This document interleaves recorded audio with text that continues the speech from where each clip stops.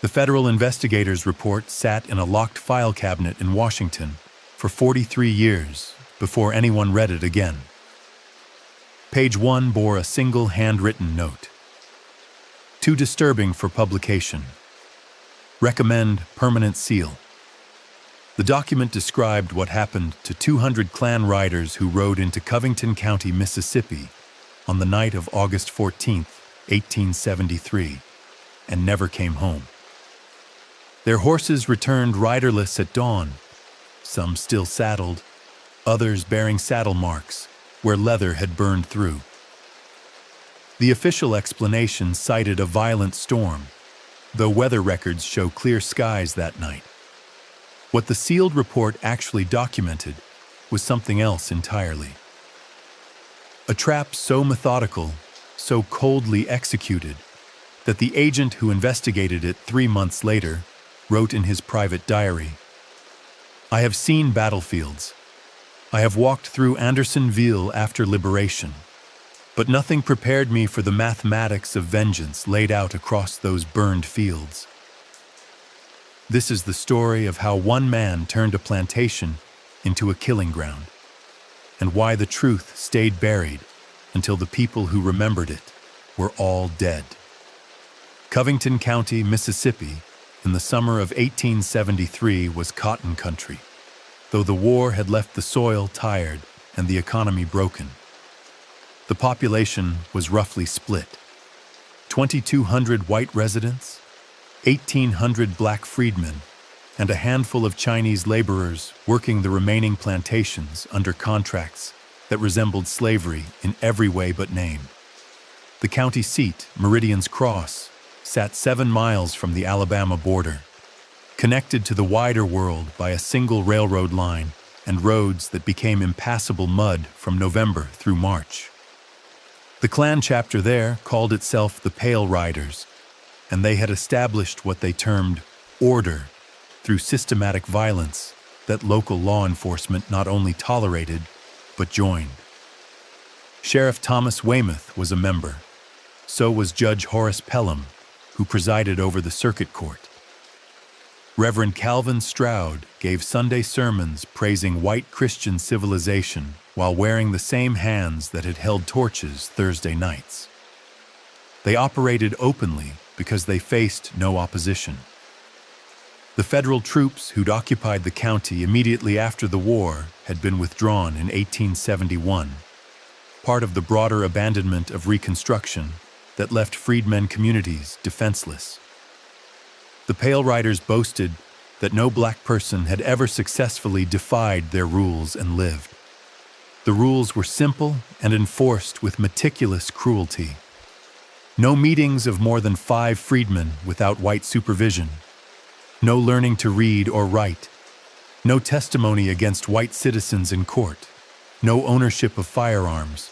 No walking on the same side of the street as white women. No looking white men directly in the eye.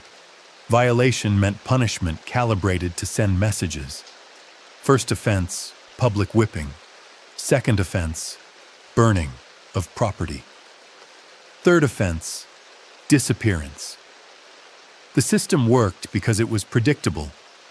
Freedmen who followed the rules could work, earn meager wages, and survive. Those who challenged the order were eliminated with mechanical efficiency, and everyone understood the cost of resistance was death. But systems built on terror contain a fundamental weakness. They require constant demonstration to maintain fear, and eventually someone appears who refuses to demonstrate anything but calculation. June 9, 1873. A woman named Clara Washington, 26 years old, formerly enslaved on the Beaumont plantation, opened a school in an abandoned smokehouse 3 miles outside Meridian's Cross. She had learned to read from a Quaker missionary in Tennessee and returned to Mississippi with 6 primers, a slate board, and a conviction that education was the only path forward. 19 children attended the first day, 23 the second. By the end of the week, Clara was teaching reading to 37 children and 14 adults after dark. The Pale Riders learned of the school within 5 days. They came for Clara on June 17th at 2 o'clock in the morning. 8 riders, white hoods, torches that turned the night orange. They dragged her from the smokehouse while her students scattered into the pine woods.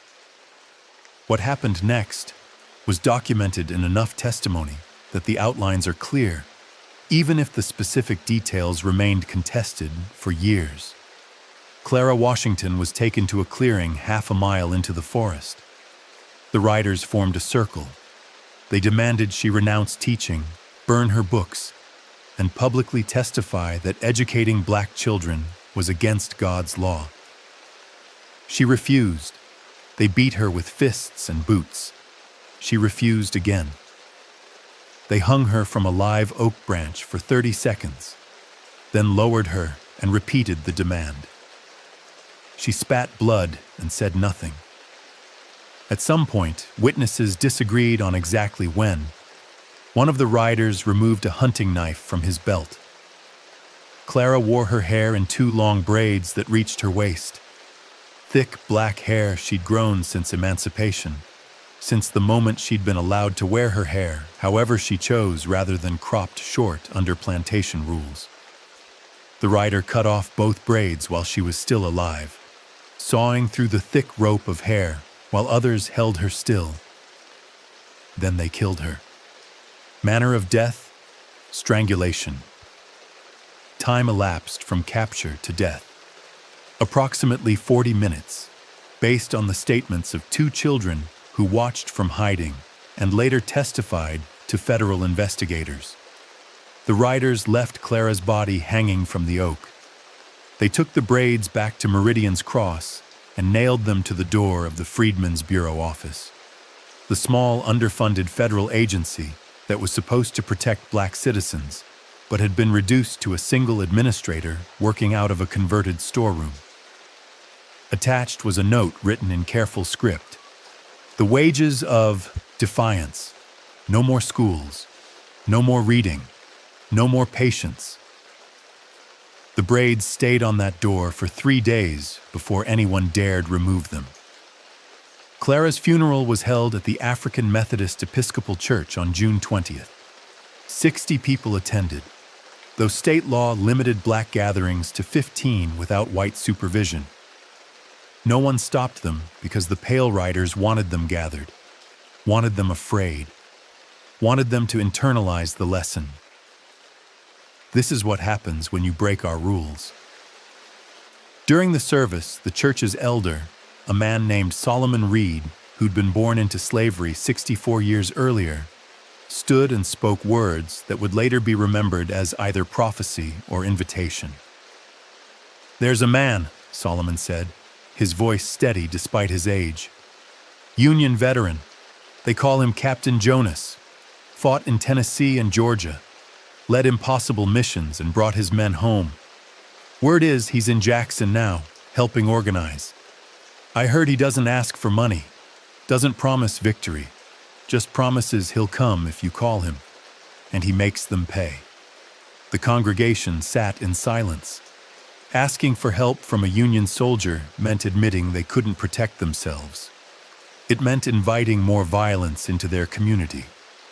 It meant breaking the fundamental rule of survival in Mississippi. Keep your head down. Don't make trouble. Endure until things might change naturally someday, through some undefined process that never seemed to actually arrive. But Clara's braids were still nailed to a door 3 blocks away. Solomon Reed wrote a letter that night and sent it by railroad to Jackson the next morning. Captain Jonas arrived in Meridian's Cross on July 3, 1873, on the afternoon train from Jackson. He was alone, carried a single leather bag, and wore civilian clothes. Dark wool trousers, a white shirt, a black vest, and a wide-brimmed hat that shadowed his face. No uniform, no weapons visible, no entourage. He was 34 years old, stood 5 feet 11 inches tall, and had a scar that ran from his left temple to his jawline, the kind of scar that comes from a saber that should have killed you but didn't. His real name wasn't Jonas. That was a name he'd taken after the war. After the thing he'd become during the war made his birth name feel like it belonged to someone who'd died.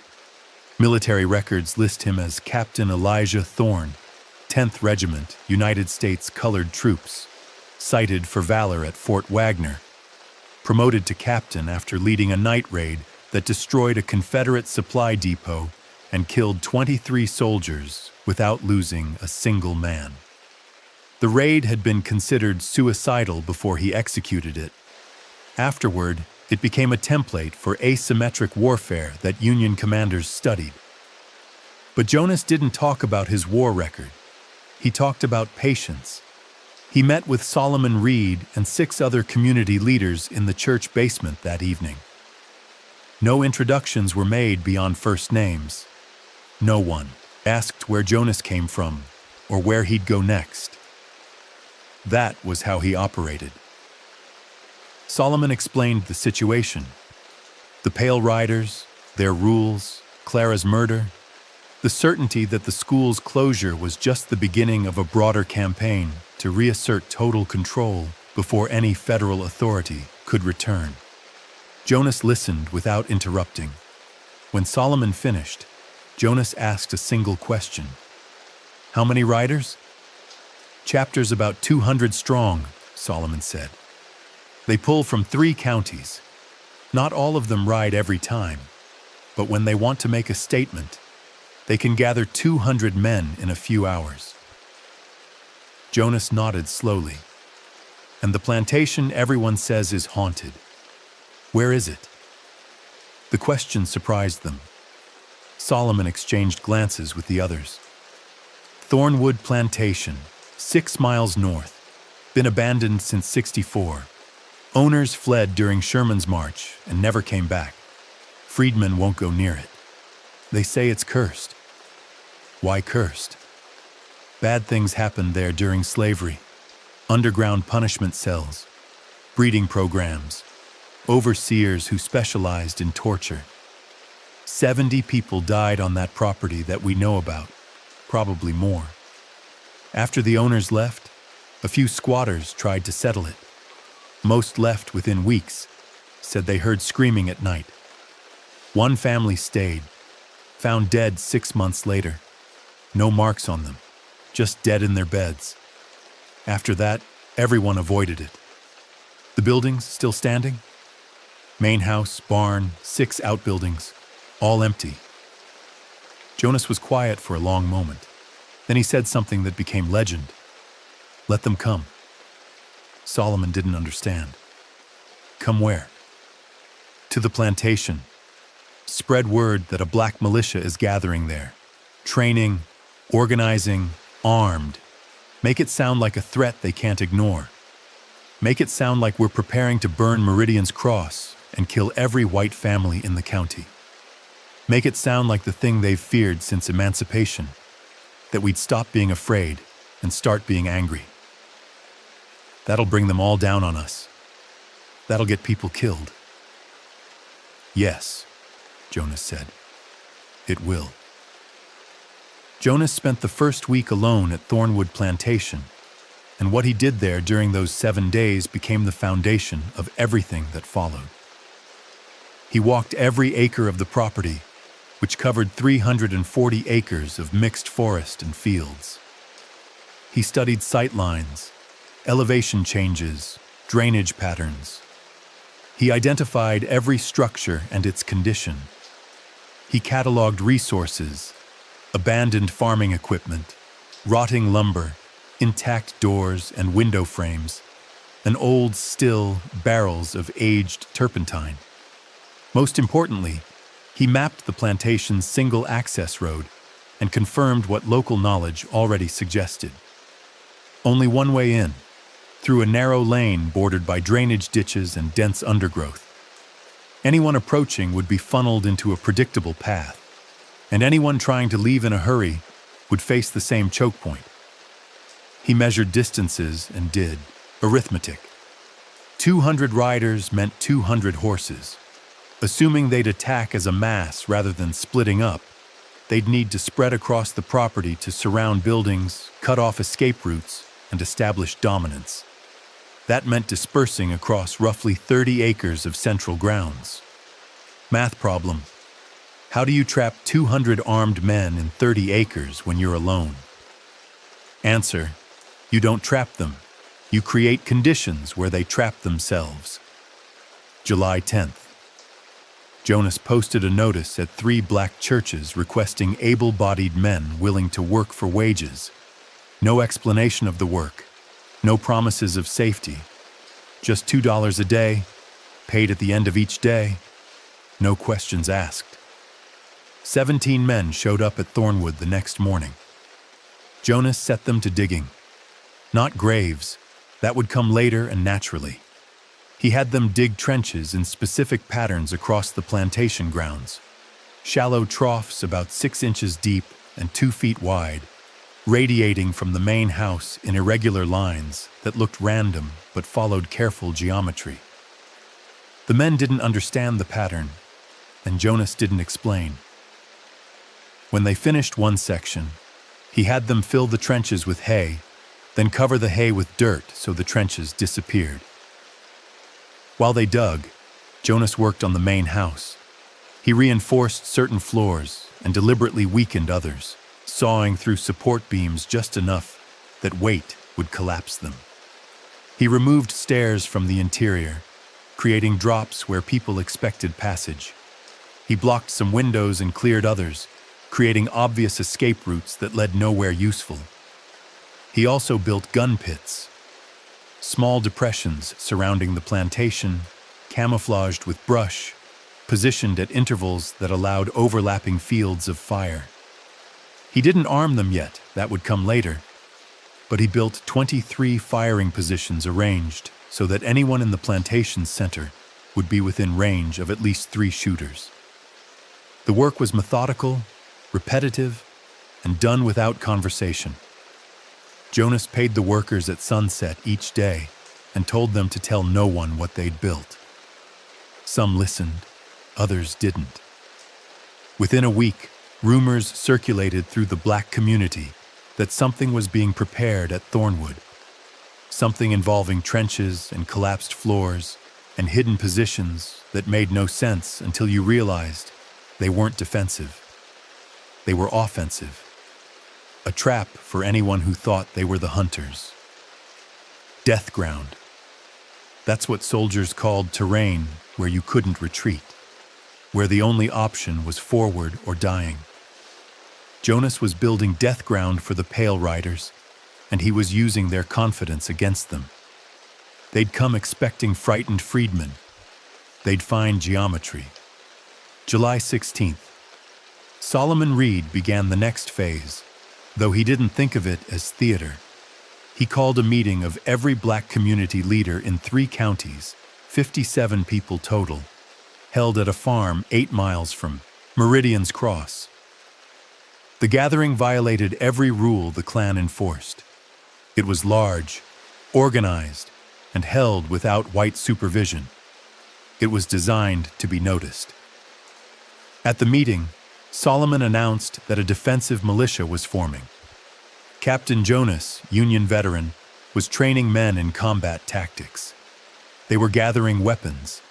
They were preparing for armed resistance, and anyone who wanted to join should come to Thornwood Plantation for instruction. Everything Solomon said was technically true, though the details he omitted changed the meaning completely. 3 people at that meeting worked as informants for the Pale Riders, feeding information in exchange for reduced harassment. All 3 reported the militia story immediately. By July 18th, the Klan leadership knew that somewhere between 50 and 100 black men were supposedly gathering at a cursed plantation, armed and organized, led by a Union officer. The story grew with each retelling. Some accounts claimed 200 militiamen. Others mentioned artillery and rifles shipped from the north. A few reports included plans to attack Meridian's Cross and execute every white official in the county. The Klan couldn't ignore it. To do so would be to admit fear of black resistance, would suggest that federal intervention might be coming, would imply that the rules they'd enforced through terror could be challenged. The entire system depended on overwhelming any threat immediately and publicly. 73 Klan members attended an emergency meeting at Reverend Stroud's church on July 19th. They debated how to respond. Some argued for a smaller raid, 20 to 30 men to scout the plantation and assess the threat. Sheriff Weymouth advocated for requesting federal troops to handle what he called an armed insurrection, which would have been the prudent move, but would have also meant admitting the Klan couldn't control the county without help. Judge Pelham suggested an alternative. Gather the entire chapter plus allied riders from neighboring counties, ride in overwhelming force, and crush this militia before it could organize further. We show them, Pelham said, that they can gather 100 men and will bring twice that number. We show them that Union veterans and training and weapons don't matter when we outnumber them 2 to 1. We make this spectacle big enough that it ends any thoughts of resistance for the next 20 years. They voted. Overwhelming force won. Not just the Covington County chapter, but riders from Greene, Kemper, and Wayne counties. A coordinated display of power that would break the freedmen's morale completely. They set the date for August 14th, selected for its symbolic weight. Exactly 1 year since a federal judge in Jackson had ruled against the Klan in a voting rights case that they'd ignored, but still resented.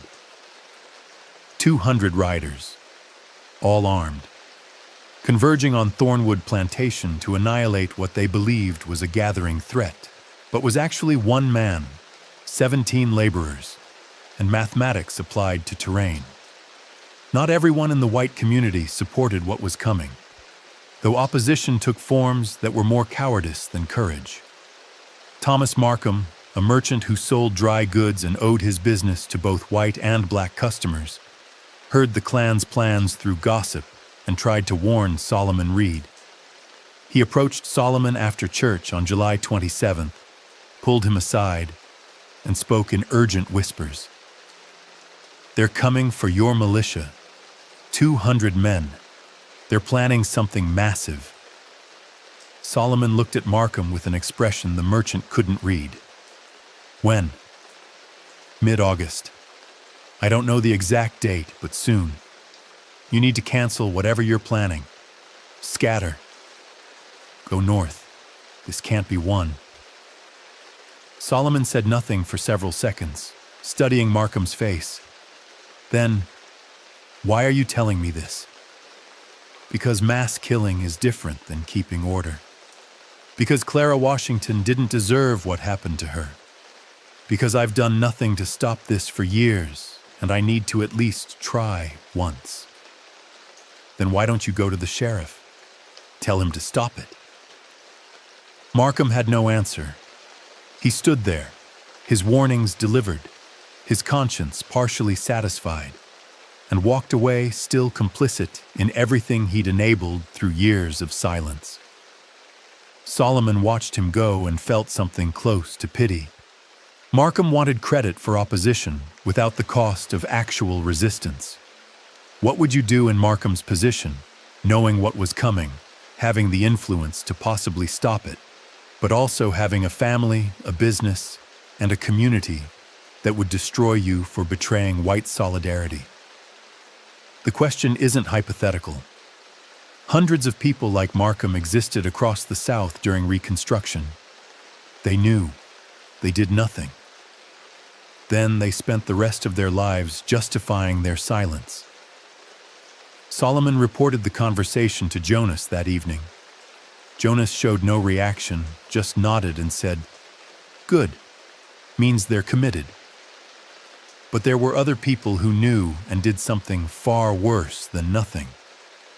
Reverend Stroud not only participated in planning the raid, he gave a sermon on August 10th that blessed it in advance. He stood in his pulpit before a congregation that included Klan members and their families. and he preached from the book of Joshua about divinely sanctioned warfare against enemies of God's chosen people. "When evil gathers," Stroud said, his voice carrying to the back pews, "when darkness organizes itself against the light, the righteous must answer with overwhelming force." Joshua didn't negotiate with the Canaanites. He didn't compromise. He destroyed them utterly as the Lord commanded, and we are called to the same righteousness. Women nodded. Children sat quietly, absorbing the lesson that violence in defense of white supremacy was sacred. After the service, Stroud blessed the horses that would carry riders to Thornwood. He prayed over weapons. He told young men that they were soldiers in a holy cause, and whatever they did on August 14th would be justified by the righteousness of their community's survival. The church was complicit. The sheriff was complicit. The judge was complicit. The merchants who sold supplies and asked no questions were complicit. The wives who packed food for their husbands' night rides were complicit. The entire architecture of white Mississippi society was built to enable and justify exactly this kind of violence. Jonas understood this. He wasn't fighting just 200 men. He was fighting the system that produced them, equipped them, blessed them, and would cover for them afterward. The only way to break such a system was to make the cost so high that protection became impossible. August 1st through 13th. Final preparations. Jonas worked 16-hour days, sleeping only when exhaustion forced him. The 17 laborers he'd hired were joined by 11 more volunteers, men who understood something terrible was coming and wanted to be part of whatever response Jonas was building, even if they didn't fully understand what that response would be. Jonas gave them specific tasks and nothing more. 6 men spent 5 days hauling barrels of turpentine from an abandoned still 3 miles away. They positioned the barrels at intervals along the hay-filled trenches Jonas had dug weeks earlier. Other men collected fallen branches and arranged them in patterns around the plantation buildings, dry tinder that looked natural but was actually fuel. Jonas himself worked on the gun pits, bringing in rifles salvaged from the war. 23 pits, each with 2 rifles positioned to fire from concealment. Not new weapons, old Springfields and Enfields, battle-worn but functional. He'd acquired them through contacts Solomon had helped establish, purchasing the rifles from freedmen who'd kept them hidden since mustering out of Union service. Each gun was loaded, capped, and ready. He also built false positions, empty trenches that looked like they should hold shooters but didn't.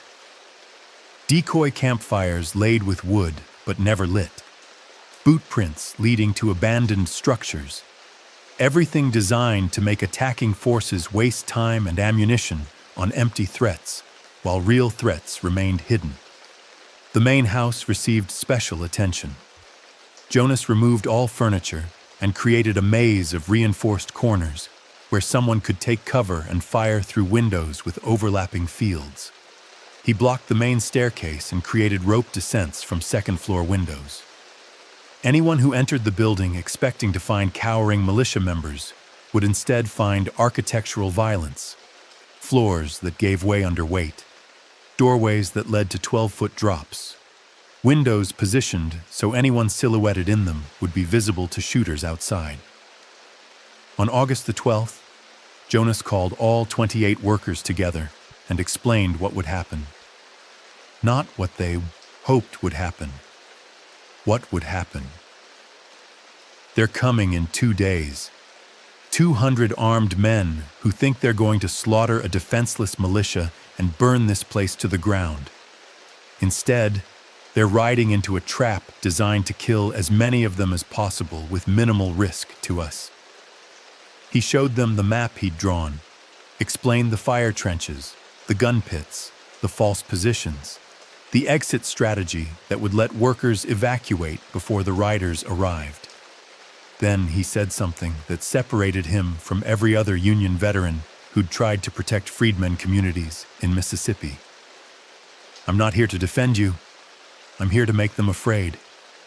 When this is over, the Pale Riders won't exist. But that means every man who rides onto this property is going to die or wish he had. That means we're not capturing prisoners or showing mercy or accepting surrender. That means you need to decide right now if you can live with what we're about to do." 16 men stayed, 12 left. The 16 who remained spent the final day checking positions, memorizing evacuation routes, and waiting for mathematics to play out in flesh and fire. August 13th, 1873. Sunset over Thornwood Plantation painted the sky rust and gold, colors that would look different in retrospect.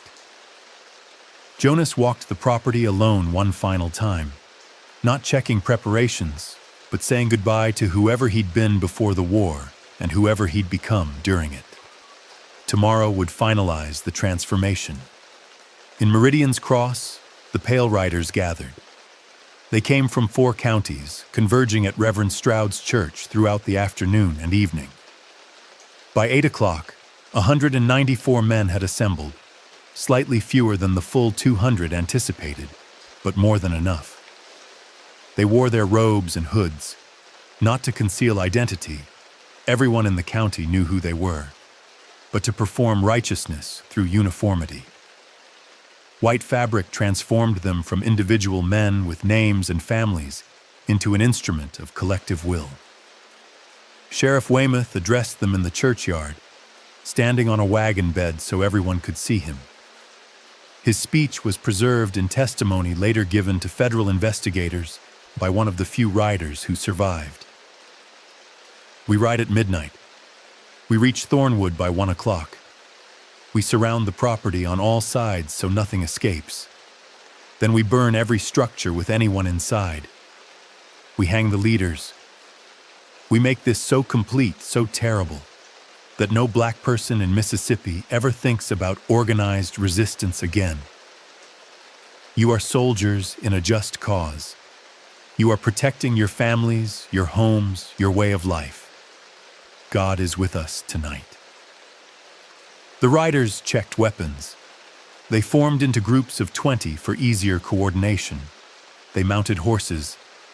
At 11:45, they departed Meridian's Cross in a column that stretched nearly a quarter mile.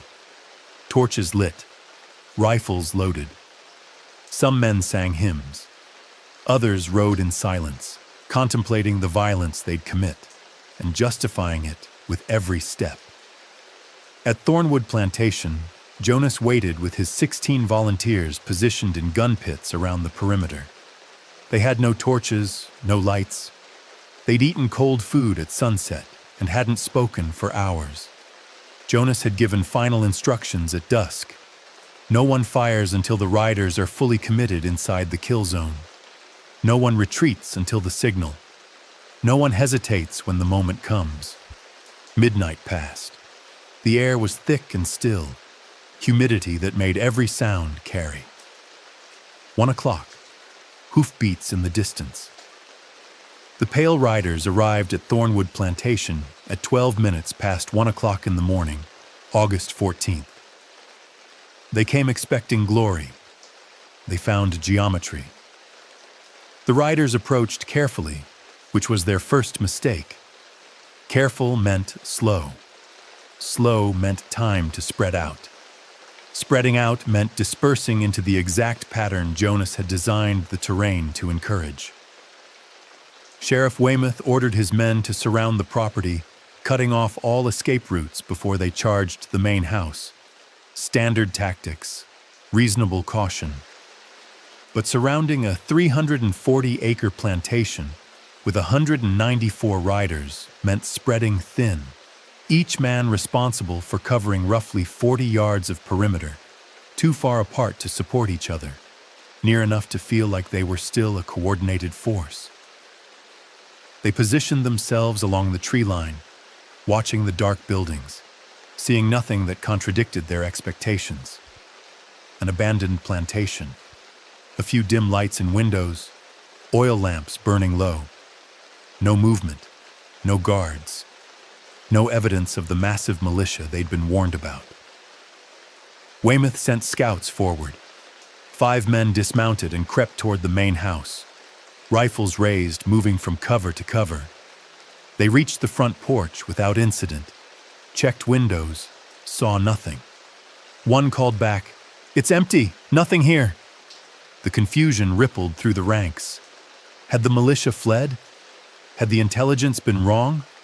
Were they preparing an ambush from the woods beyond the plantation? Weymouth decided to take the main house to establish a command position, then sweep the outbuildings. He ordered 40 men to dismount and enter the house while the rest maintained the perimeter. The 40 men crossed the open ground between tree line and house. Their torches lit them from below, making their shadows dance huge and distorted on the walls. They reached the porch. They entered through the main door and 3 ground floor windows. They spread through the first floor, calling clear as they searched each room. That's when Jonas, positioned in a gun pit 100 yards northwest of the house, fired the first shot. Not at the riders. At a barrel of turpentine he'd positioned near the hay-filled trenches. The bullet punched through the wood, and for a heartbeat nothing happened. Then flame found fuel. The trenches ignited in sequence, fire racing, along underground channels filled with hay and turpentine, spreading faster than horses could run, creating lines of flame that divided the plantation into sections. Riders who'd been spread along the perimeter suddenly found themselves separated from each other by walls of fire 8 feet high. The flames illuminated everything, turning night into flickering orange day, destroying the cover of darkness the clan had relied on. Inside the main house, the 40 men heard gunfire and shouting. They rushed toward windows to see what was happening. Jonas had positioned the gun pits specifically for this moment. 16 shooters opened fire simultaneously, targeting anyone silhouetted in windows or visible in doorways. Muzzle flashes lit the darkness between flame lines. Men dropped, hit by bullets before they understood they were under attack. The riders outside the house panicked. Some tried to reach their comrades inside. Others fired blindly toward where they thought they'd seen muzzle flashes. A few turned their horses to flee and discovered the access road was now blocked by fire, the flames having raced down the trenches Jonas had built along the only exit. They were trapped. All 194 of them, separated into groups by fire barriers, unable to coordinate, unable to see who was shooting at them, unable to retreat. Jonas had spent 3 weeks building this moment. It took 6 minutes to spring the trap. It would take 3 hours to resolve. The men inside the main house tried to evacuate, which was their second mistake. They rushed for doors and windows, clustering at exit points, creating targets. Jonas's shooters focused fire on these positions, not firing rapidly, but taking aimed shots at anyone who tried to leave. 3 men made it out the front door before bullets forced the others back inside. 5 tried to jump from second-floor windows and fell through weakened floorboards into the cellar instead, breaking legs and ankles in 12-foot drops. The house became a cage. The 40 men inside were now pinned, taking fire from multiple directions whenever they exposed themselves. Some tried to return fire, shooting from windows at gun pits they couldn't see clearly. Wasted ammunition. Jonas's positions were too well concealed, protected by earthworks and brush, firing from darkness into light. Outside, the remaining 154 riders were divided into 5 groups by the fire barriers. Each group tried to organize a response, but organization required communication, and communication required crossing flame lines or shouting over gunfire. Some riders dismounted and tried to fight. Others stayed mounted. horses panicking from fire and noise. A few tried to jump their horses over the trenches, but the flames were too high and too wide. 2 horses attempted the jump. Both stumbled, throwing their riders into the fire. Jonas had positioned his shooters to create crossfire zones. Any rider trying to move between cover would be visible to at least 2 gun pits. Any group trying to mass for a coordinated charge would bunch together, creating better targets. The plantation's layout funneled all movement into predictable paths, and every path was covered by rifles loaded and ready. From Federal Investigators' Report, October 1873. The tactical sophistication displayed suggests formal military training and extensive planning. The attacking force was numerically superior, but strategically outmaneuvered from the moment they entered the property. Subsequent examination of the terrain revealed a kill zone designed with geometric precision. The shooting continued for 42 minutes. Not constant fire, ammunition was limited, and Jonas had ordered his shooters to fire only when they had clear targets. But 42 minutes of sporadic gunfire in darkness lit by burning trenches. 42 minutes of horses screaming and men shouting and bullets hitting flesh and wood and bone. The clan riders had expected to be the aggressors. Instead, they were targets. Some riders broke. Individual men or small groups decided survival meant fleeing regardless of the fire barrier. They rode their horses directly into the flames, hoping speed would carry them through. Some made it, emerging on the other side with burns but alive. Others didn't. Horses refused at the last second, throwing riders into fire. Or horses jumped and came down wrong, shattering legs, trapping riders beneath thrashing weight. By 2 o'clock in the morning, the pale riders had lost tactical cohesion completely. They were no longer an organized force, but clusters of frightened men trying to stay alive. That's when Jonas moved to the next phase. Jonas left his gun pit and moved through the darkness beyond the fire zones, circling to the rear of the plantation, where riders were trying to regroup. He wasn't alone. 4 of his volunteers accompanied him, men who'd lost family to the clan, men who'd watched friends disappear, men who'd swallowed rage for years and now had permission to spit it back. They moved quietly through the woods, avoiding firelight, approaching the riders from directions they weren't watching. Jonas had explained this part carefully. Target the leaders first, the ones giving orders, the ones keeping their men from complete collapse. Remove command, and the rest falls apart faster. Sheriff Weymouth was trying to organize a withdrawal from the northeast corner of the plantation, gathering riders and forming them into a column that could charge through the flames together. He'd gotten maybe 30 men assembled when Jonas emerged from the tree line behind them. No warning, no challenge, just rifle fire that dropped Weymouth from his horse and scattered the men who'd been forming on him. The riders fired back, but Jonas and his volunteers were already gone, melted back into darkness. That was the horror of it. The clan couldn't see their enemies, couldn't predict where the next attack would come from, couldn't establish a defensive position because the entire plantation was hostile terrain. 15 minutes later, on the southwest corner, Jonas found Judge Pelham directing 6 riders to make a coordinated charge at one of the gun pits, trying to silence it through direct assault. Jonas waited until they were committed, mid-charge, before firing from their flank. 2 riders went down, the others broke off the assault and scattered. This wasn't warfare, it was hunting. By 2:30 in the morning, the fire trenches were burning lower, fuel consumed, but the damage was done.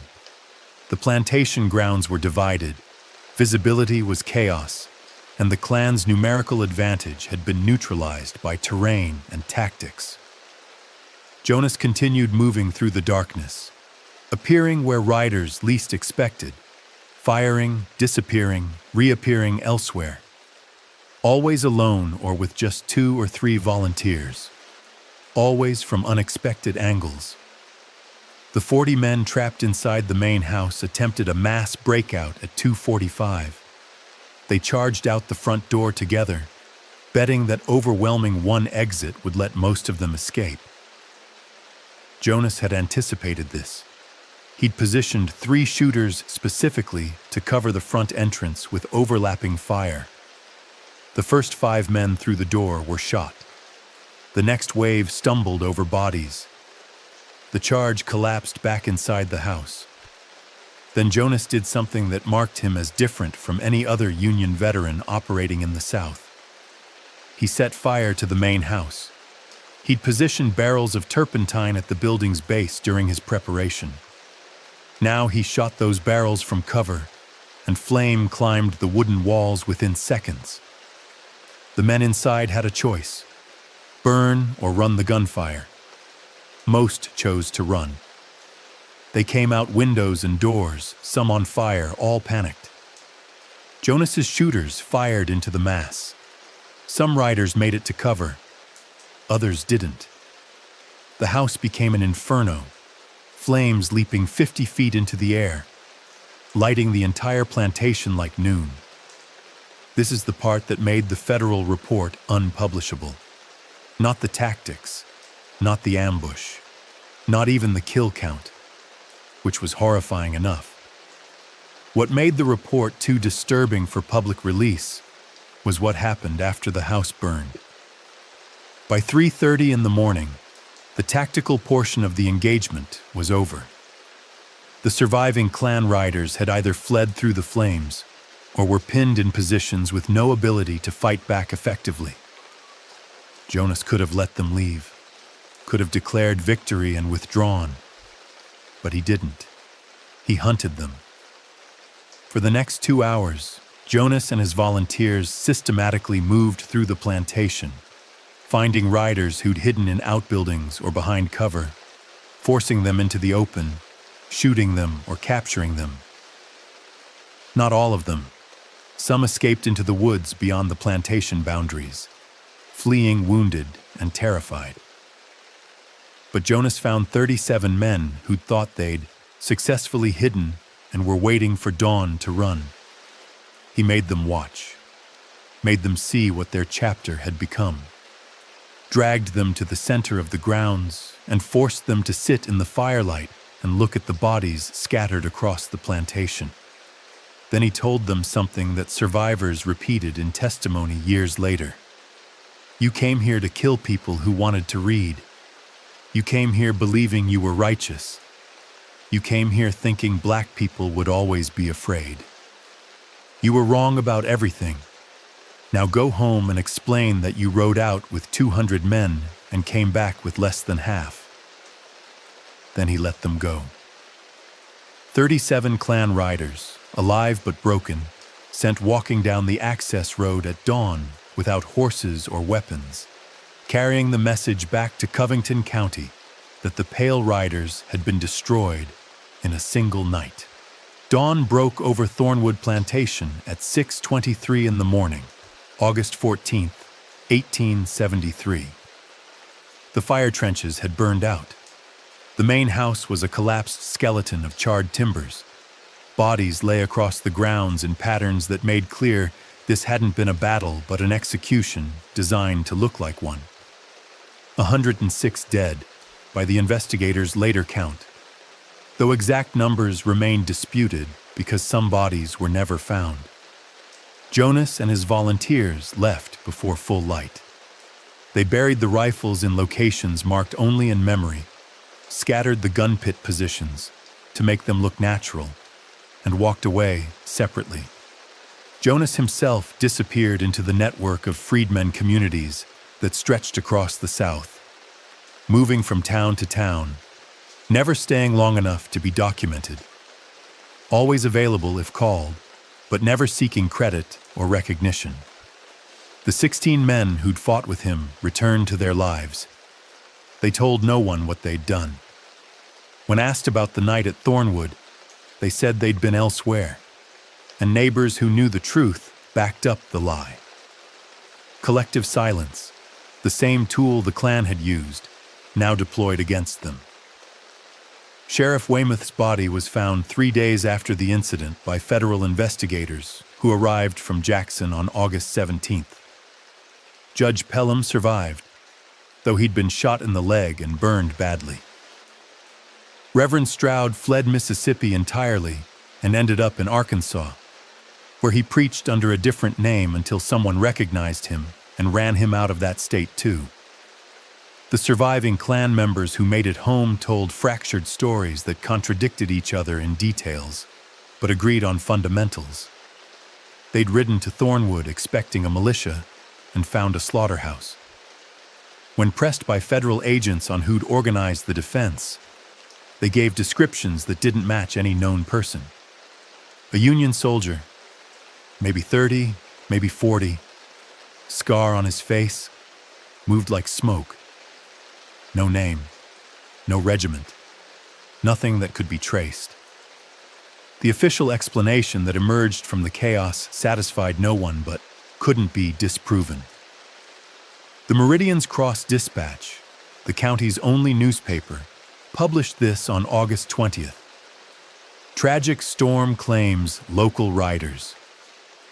A sudden and violent thunderstorm struck the abandoned Thornwood plantation on the night of August 14th, catching a group of men sheltering from the weather. Lightning started fires.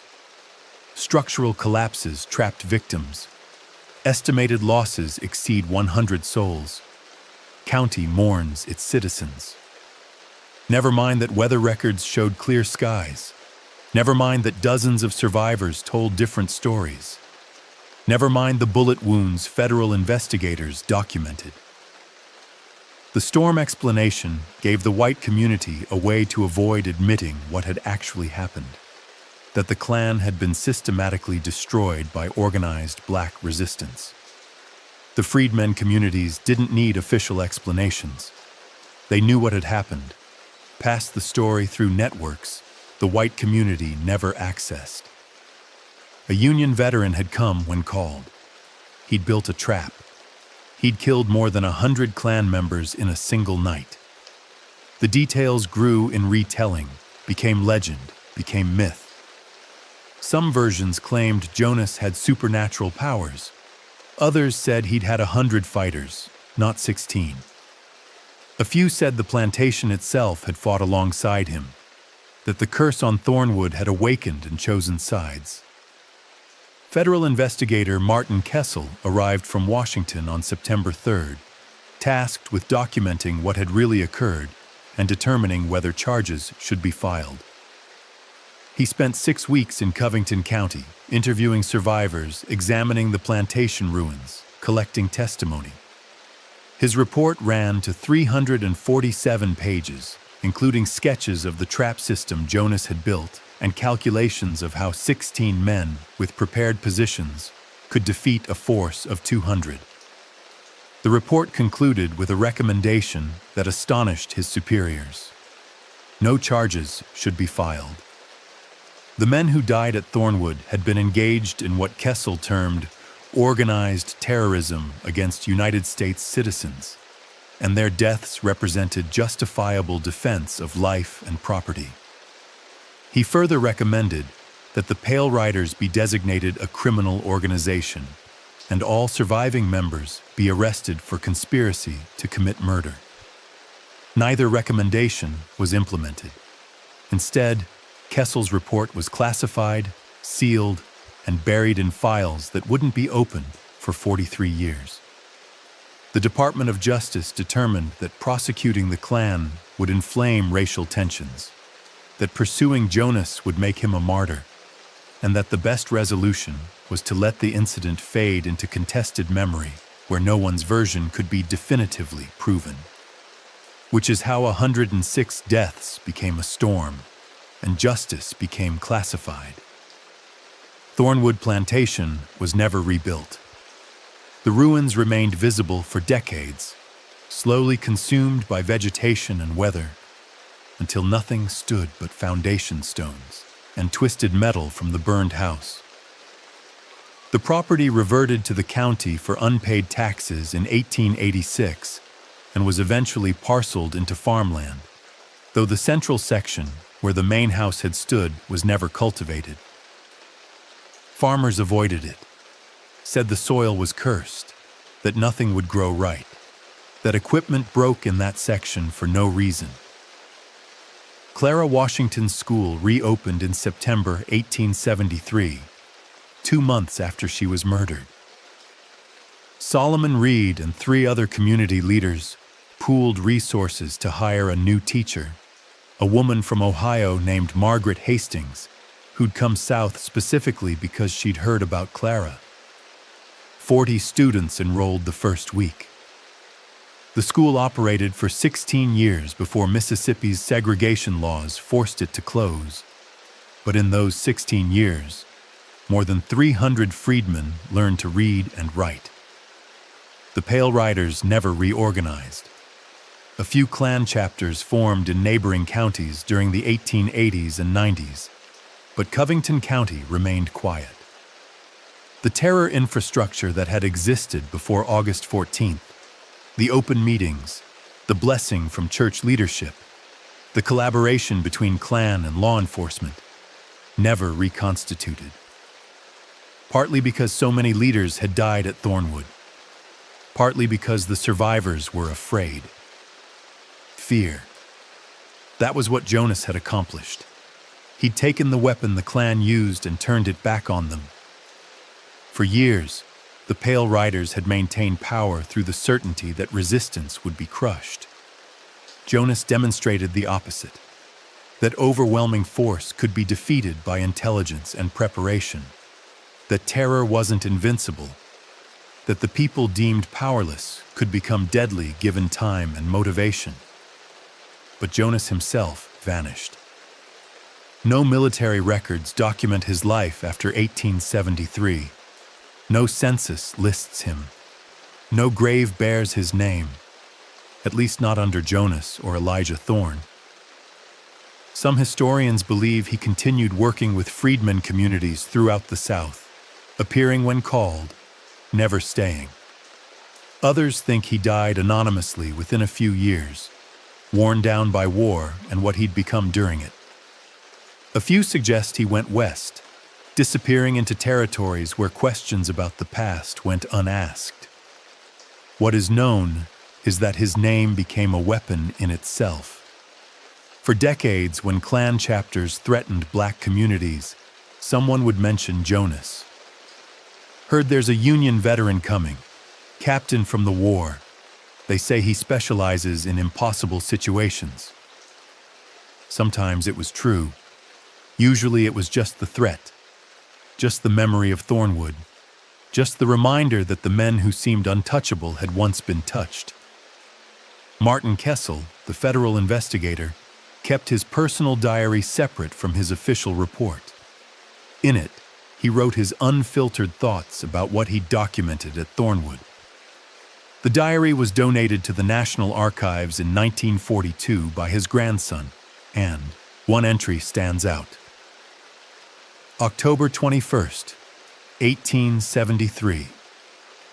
I understand now why the Klan members I interviewed seem more traumatized than the freedmen who fought them. The Klan believed themselves to be apex predators. Jonas showed them they were prey. You can recover from physical wounds. You cannot recover from the revelation that everything you believed about power and hierarchy was a lie. The men who survived Thornwood will live with that knowledge until they die, and it will poison every moment. The file labeled "Too Disturbing for Publication" was unsealed in 1916 when Congress investigated Reconstruction-era violence for a proposed civil rights bill that ultimately failed. A historian named Eleanor Brash read Kessel's report in 1958 while researching racial terrorism and called it the most thorough documentation of strategic resistance to white supremacist violence in the historical record.